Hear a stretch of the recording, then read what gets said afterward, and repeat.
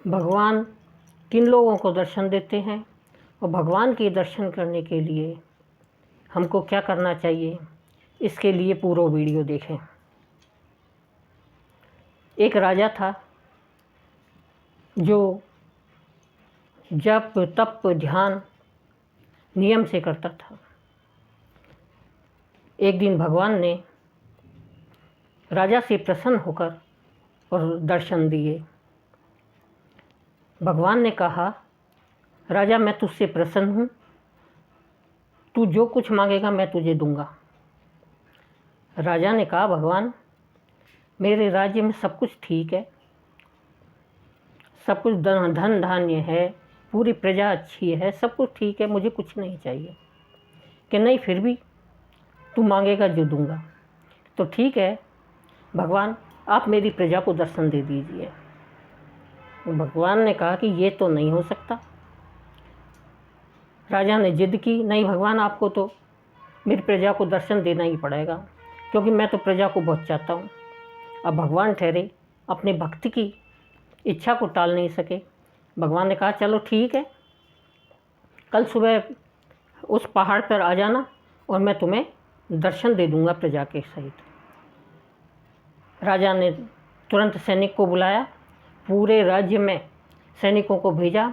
सैनिकों ने घर घर जाकर प्रत्येक प्रजा से कहा कि कल भगवान दर्शन देंगे पहाड़ पर, तो सबको चलना है और राजा रानी भी साथ चलेंगे। ठीक है, सब तैयार हो गए। सुबह जल्दी सबने तैयारी कर ली और सब भीड़ की भीड़ चलने लगे। अब चलते चलते थोड़ी दूर पे ही पहुँचे कि एक तांबे के सिक्कों का ढेर मिला। तांबे के सिक्कों को ढेर के देखकर आधी प्रजा तो तांबे के सिक्के लेने के लिए चली। राजा ने कहा, अरे रुको रुको, कहाँ जा रहे हो? अपन को तो भगवान के दर्शन करने के लिए चलना है। आधी प्रजा जाने के बाद में राजा ने सोचा कि चलो आधी है, आधी ही भगवान के दर्शन कर लेगी। थोड़ी दूर चले। थोड़ी दूर चलने के बाद में चांदी के सिक्कों का ढेर मिला। चांदी के सिक्कों का ढेर को देख के नहीं, उसमें से आधी प्रजा फिर भाग ली। भगवान ने ये सब अपनी लीला कर रहे थे। राजा ने उनसे भी कहा, अरे अरे कहाँ जा रहे हो? भगवान के दर्शन करने के लिए चलना है। किसी ने नहीं सुनी और वो चांदी के सिक्के भर भर के ले आए। राजा ने पीछे मुड़ के देखा कि चलो कुछ तो है जो भगवान के दर्शन करना चाहती है। अभी 10% प्रजा तो है जो भगवान को मानती है और भगवान के दर्शन करना चाहती है। आगे गए, आगे देखा कि सोने के सिक्कों का ढेर मिला। सोने के सिक्के के ढेर को देख के तो सारी प्रजा भाग गई। सारी प्रजा भाग गई और सोने के सिक्के समेटने लग गई। राजा को बड़ा दुख हुआ। राजा ने कहा, हम देखो मेरी प्रजा कि कोई भी भगवान का दर्शन नहीं करना चाहता और सब धन दौलत के पीछे भाग रही है। रानी ने कहा कि राजा जी, आप कहते तो ठीक हो। आगे चले। थोड़ी दूर चलने के बाद में हीरों का ढेर दिखा।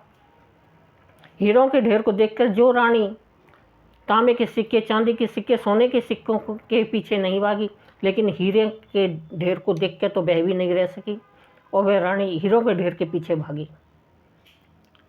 यह देखकर राजा को बड़ी गिलानी हुई कि इस संसार में कोई नहीं, और राजा को विरक्ति हो गई। अब राजा अकेला ही भगवान के दर्शन करने पहुंचा। भगवान ने कहा कि कहाँ है तुम्हारी प्रजा जिनको मैं दर्शन देने के लिए जब से खड़ा हूँ? राजा ने सिर झुका लिया और क्षमा मांगी। भगवान, मैं इसके लिए क्षमा चाहता हूँ। भगवान ने कहा कि तुम्हें क्षमा मांगने की ज़रूरत नहीं है, मुझे तो पहले ही पता था कि संसारी लोग सांसारिक मोह माया में और सांसारिक भोगों में, भौतिक सुखों में ही भागते हैं।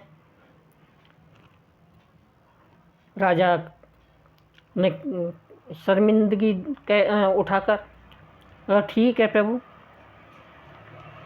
भगवान ने कहा कि मैंने पहले ही कहा था कि मेरे दर्शन करने के लिए मुश्किल से लोग आ पाएंगे। तब भगवान ने राजा से कहा कि मैंने सांसारी लोगों को खुली आँखों से संसार देखने के लिए कहा है कि खुली आँखों से संसार देखो और बंद आँखों से मुझे देखो। लेकिन लोग, सांसारिक लोग खुली आँखों से संसार को देखते हैं, सांसारिक भोगों को देखते हैं और भौतिक सुखों को देखते हैं, लेकिन बंद आँखों से मुझे नहीं देखते। बंद आँखें बंद करके अगर मेरी कोई भक्ति करे, मुझसे प्रेम करे, तो मैं उनको दर्शन देने के लिए तैयार खड़ा हूँ। लेकिन सांसारिक लोग इस बात को चाहते नहीं हैं। अगर सांसारिक लोग बंद आँखें करके और मुझे देखें तो मैं उनको प्रत्यक्ष दर्शन देने को तैयार हूँ।